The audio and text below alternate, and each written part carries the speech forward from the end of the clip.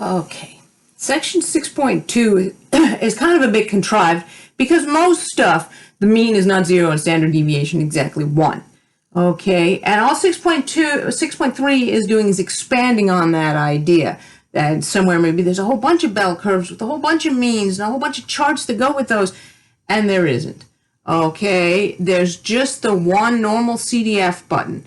Now, that when you use the normal CDF button, when it had the lower and the upper, and it suddenly asked for the mean and the standard deviation, basically you just change the mean to the standard deviation. That's what the problem has to give those to you. If the mean is 100 and the standard deviation is 15, then it's going to give you those in the problem. You got to read all the way back to the beginning of the problem. It's going to give you those, and you're going to fill those in your calculator. Okay, and my calculator, which has to do with the long way, it doesn't ask me for these questions, but its default values are 0 and 1. So I'm going to have to actually get in there and tell it what the mean and standard deviation are. Okay, so here's some problems. And I think it started with percent, okay? The question was percent, all right? Didn't matter if it said probability. It didn't matter if it said area. I don't care. It's always the same question, so I just glossed over that. I didn't even read that or write it down or anything. I just saw, you got to see the less than or the greater than. You got to see that part, and you got to see the numbers. But you don't need to read all that first part of the question because you're going to do the same exact thing no matter what the question says. All right, so I'm in the section of the book where I use my normal CDF button.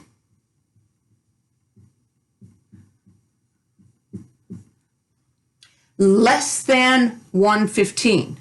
Okay, now it is really only 3 formats. Things either say less than, they say greater than, or they say between.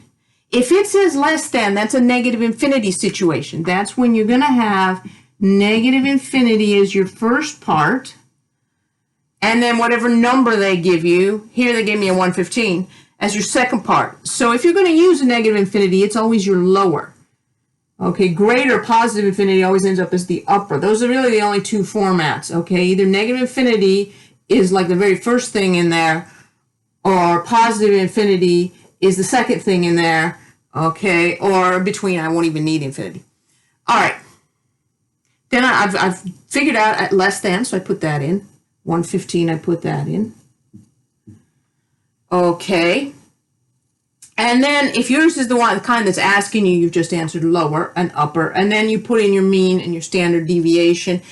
Since mine isn't, and I got away with default values in the last section, and now I don't anymore because they're not default values anymore. Okay, I have to put them in.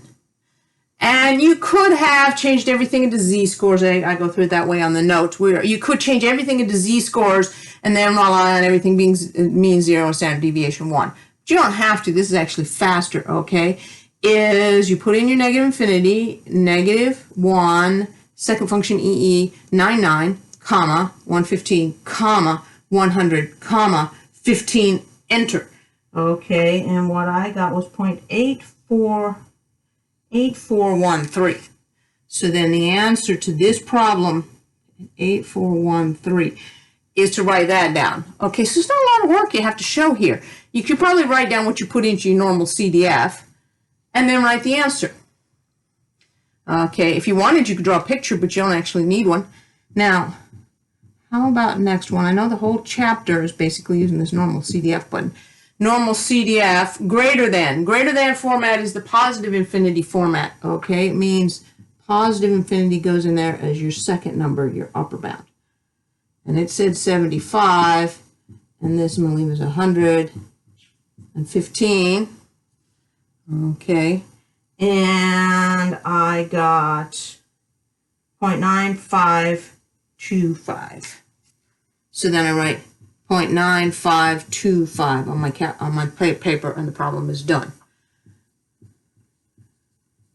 Normal CDF, less than. Oh, back to the less than format. Okay, negative infinity goes first. 130 goes there. And then I got to put in the mean and the standard deviation. Okay, 0.9772.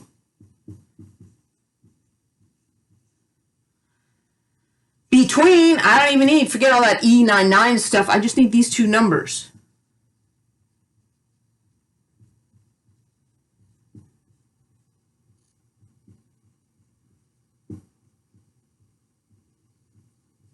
If you forget to put in the mean and the standard deviation, and it does 0 and 1, your numbers will be way off. Anyway, so 0.7387. And I did some of these by doing the z-scores first, so there were a lot of rounding errors. It's okay if yours comes out different. If you do it this way, your answer is more accurate than what I've got right there.